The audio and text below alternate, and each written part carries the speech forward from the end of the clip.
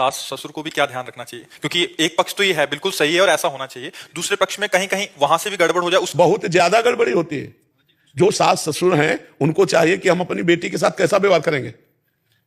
अगर हमारी बेटी होती इस जगह तो हम कैसा व्यवहार करते, ठीक अपनी बिटिया जैसा व्यवहार करना चाहिए। सास ससुर को बहू मान करके, उसे नौकरानी मान करके या दूसरे की बेटी मान करके अपमानित नहीं करना चाहिए, उसका शोषण नहीं करना चाहिए। अपनी बेटी को जैसे हम प्यार से ऐसे अगर बहू को रखें तो हमारा जीवन मंगलमय हो जाएगा। लेकिन कुछ सास ससुर ऐसे होते हैं जो आई हुई कन्या को, दूसरे के यहाँ से जो आई है अपनी बहू बनी है, उसके साथ बहुत गलत बर्ताव करते हैं। हाँ, ऐसे बहुत से हमने खुद सुने हैं कि वो गलत व्यवहार करते हैं। नहीं करना चाहिए, नहीं दुर्गति होगी।